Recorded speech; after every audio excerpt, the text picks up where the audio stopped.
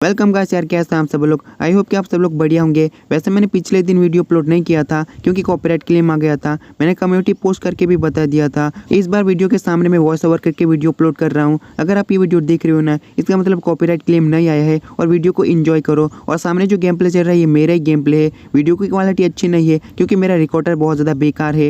Episode की starting में विवेन का शरीर बढ़ रहा था और दोषी की हालत खराब होती है, लेकिन वो अपना एटीट्यूड नहीं भूलता। दोषी कहते हैं कि विवेन के शरीर के अंदर ना एक टिश्यू का टुकड़ा है जो विनाश के देवता ने लगाया है। और नहीं कहते कि विनाश का देवता, लगता है कि हमें भी मदद करनी पड़ेगी। हमें नहीं पता कि डेविल मैच कितना ज्यादा पावरफुल है। जल्दी से जाकर ना डार्क साइडर की मदद करते हैं, लेकिन डार्क साइडर कहते हैं कि तुम मैदान में नहीं उतरने वाले। ये कीड़ा ना और भी ज्यादा बदसूरत हो चुका है, इसे मैं अकेला संभाल लूंगा, बस बैठो और इस मैच को देखो। दोषी कहते हैं कि विवियन तेरी कह के ले लेगा। डार्क साइडर कहते हैं कि मैं तुझे ना सबसे अच्छे तरीके से मानने वाला हूँ। और दूर से ये सब कुछ ना रियो को भी देख रही थी और वहाँ पर मिनिस्टर भी होते हैं। एक मिनिस्टर कहता है कि डार्क साइडर जल्दी से उस मॉन्स्टर को मार दो। और दोषी चिल्ला कर कहते हैं कि विवियन अटैक करो। और अटैक करता है। डार्क साइडर के नीचे की जमीन टूट जाती है और डार्क साइडर नीचे गिरने लगता है। नहीं और गारा ना डार्क साइडर के लिए चिंता करते हैं, लेकिन डार्क साइडर कहते हैं कि चिंता मत करो, मैं इसे संभाल लूंगा। लेकिन एक पत्थर आकर उसे टकराता है। नहीं कहती कि मैं मदद करनी ही होगी, लेकिन गारा कहते कि तुम्हें पता है ना वो आदमी कैसा है, हरामी, अभिमानी, लालची, क्रूर और गर्म दिमाग वाला, उससे भी बढ़कर सबसे बड़ा लड़कीबाज।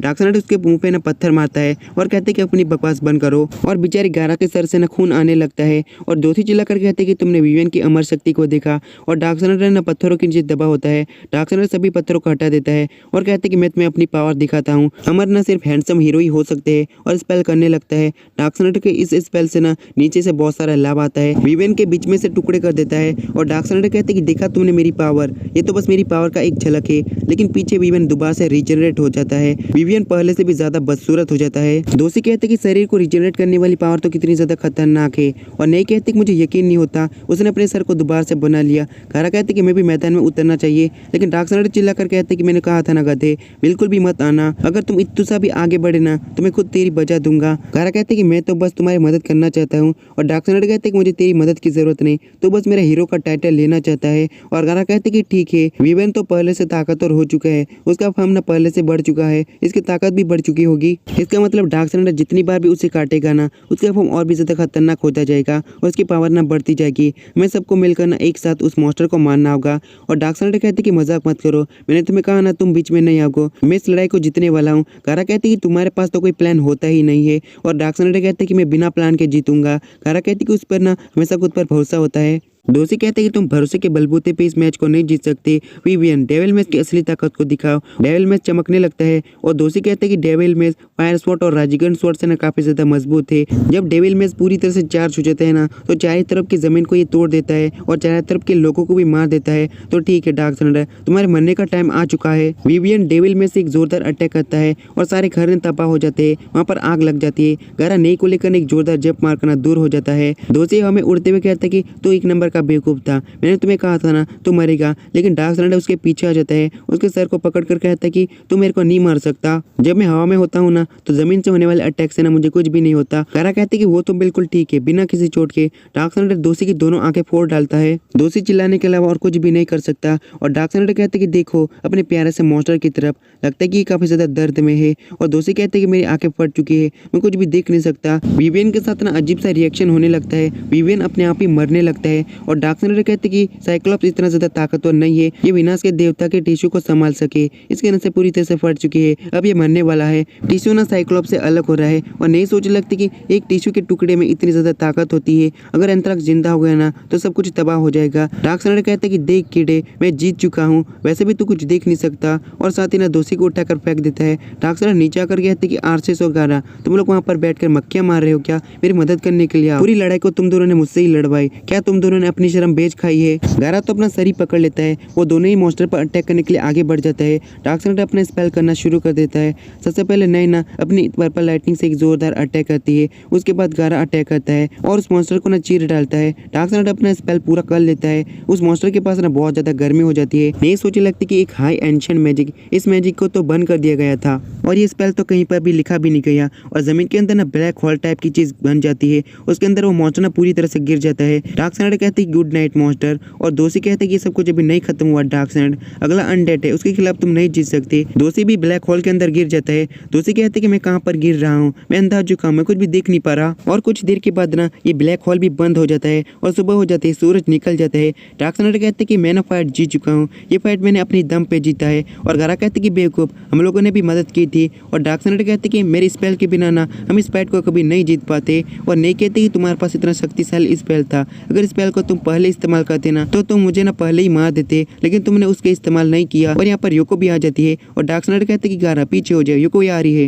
योको कहते हैं कि लुशिन, तुम्हारे स्पेल ने ये सब कुछ किया है ना। और डार्क साइड अपनी तारीफ करते हुए कहता है कि अगर मैं तुम्हें बताने की कोशिश करूँ ना तब भी तुम समझोगी नहीं, फिर भी मैं तुम्हें बताता हूँ। एक मैजिकल बैरियर था, बैरियर के अंदर जितनी भी गर्मी थी ना वो बहुत ज्यादा खतरनाक थी। अभी तक तो वो मॉन्स्टर पूरी तरह से जल गया होगा। गारा कहते हैं कि मैंने तो बिल्कुल भी गर्मी महसूस नहीं की। डार्क साइड कहते हैं कि मेरी बदौलत एनर्जी बॉल के अंदर ना 10,000 डिग्री तक तापमान बढ़ गया था और रिएक्शन के टाइम पर ना 100 मिलियन गर्मी हो गई थी। वैसे ये खतरनाक है, इस स्पेल को करने में टाइम लगता है। गारा और नई ने मेरे लिए टाइम निकाला था। हाई एंशिएंट्स ने भी इस मैजिक को बंद कर दिया था, पर मैं जीनियस हूँ, मेरे जैसा जीनियस डार्क साइड इस स्पेल को इस्तेमाल कर सकता है। योको, अगर तुम चाहो तो मेरी दबा के तारीफ कर सकती हो। लेकिन योको ना डार्क साइड के सर पे एक जोरदार घुसा मारती है और कहती है कि तुम्हारे स्पेल की वजह से ना यहाँ पर बहुत बड़ा गड्ढा हो गया है और चारों तरफ की जमीन पूरी तबाह हो गई है और शहर तबाह हो चुका है। तुमने इतना खतरनाक स्पेल किया है, इतनी तबाही तो उस खतरनाक मॉन्स्टर ने भी नहीं मचाई है। अच्छा हुआ कि तुमने ना सभी लोगों को पहले ही खाली कर दिया, न तो सब लोग तो मर ही जाते। और यहीं पर ना डेविल मेज भी होता है और ये वाली फाइट हमारा अबिगेल भी दिख रहा था।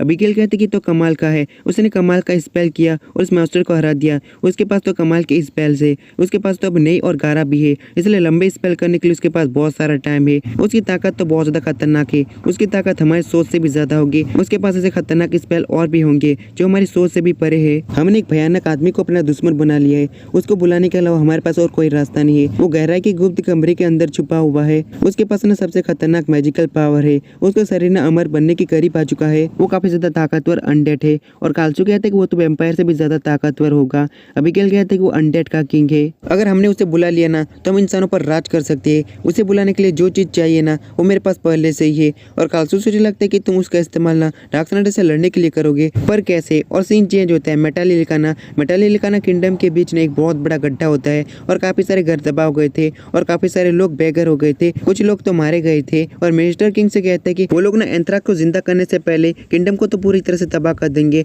अटैक कर कर ही। अगर हमने कुछ जल्दी से नहीं किया ना तो यहाँ पर दंगे खड़े हो सकते हैं, हमारे भंडार ने किसी दिन ऐसे ही खत्म हो जाने वाले हैं। और किंग कहते हैं कि इंसानों के सामने वो मॉन्स्टर बहुत ज्यादा खतरनाक और पावरफुल है। कालचू की आर्मी के सामने हम तो कुछ भी नहीं, हमारे पास डार्क साइड है, इसलिए हमें डरने की जरूरत तो नहीं है, पर इसके बारे में हम कुछ नहीं कर सकते। पीछे से प्रिंसेस हिलाती है और कहती है कि सील को हम तबाह कर सकते हैं। एंथ्राक्स को जिंदा होने से रोकने के लिए हम इसे कहीं पर फेंक सकते हैं या फिर छिपा सकते हैं। किंग कहते हैं कि ऐसा हम नहीं कर सकते, ना ही सील को तबाह किया जा सकता है, हम कहीं भी फेंकेंगे या फिर छुपाएंगे ना कालचू के लोग ना इसे कहीं से भी ढूंढ लेंगे। ये लड़ाई बहुत ज्यादा मुश्किल होने वाली है। डार्क साइड के ऊपर भरोसा करने के अलावा ना हमारे पास कोई भी रास्ता नहीं है। निंजास कहते हैं कि काले बादल ना जुडास किंगडम के ऊपर हो चुके हैं, हमें मास्टर गारा को इसके बारे में बताना होगा। और एक निंजा कहते हैं कि वो जुडास किंगडम के ऊपर नहीं है, वो वेस्ट की तरफ है, यहाँ पर हो क्या रहा है। प्रिस्ट कहते हैं कि हमारे पास डीमन आर्मर है और डेविल मेज भी है, तीनों में से दो खतरनाक वेपन तो हमारे पास ही है, पर डेविल मेज के बारे में कुछ नहीं कर सकते। भले ही डेविल मेज ना राजिकन स्वॉर्ड और फायर स्वॉर्ड जितनी ताकतवर हो, पर इसके अंदर ना खतरनाक पावर हो सकती है।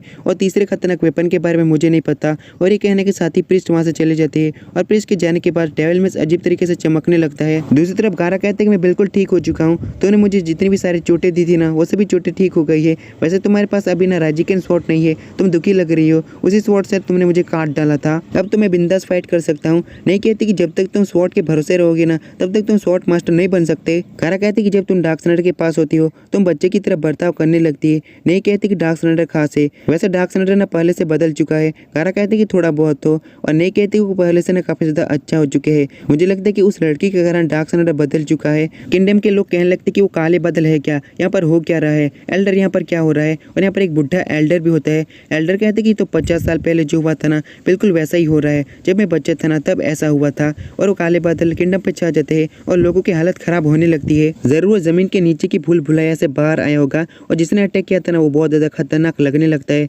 सीन चेंज होता है। डार्क साइड बहुत ज्यादा खुश था क्योंकि डार्क साइड योको के ऊपर सर रख के सोया होता है। योको कहते कि हिलना बंद करो, अच्छे से मैं तुम्हारा कान साफ नहीं कर पा रही। डार्क साइड कहते कि तुम तो पहले काफी ज्यादा अच्छी हुआ करती थी। योको कहते कि वो तो लुशियन के लिए, तुम्हारे लिए नहीं, तुम काफी ज्यादा बड़े हो चुके हो, तुम सब कुछ कर सकते हो। डार्क साइड कहते कि मैं नहीं कर सकता और साथ बहुत ही अजीब सी हरकतें करने लगता है।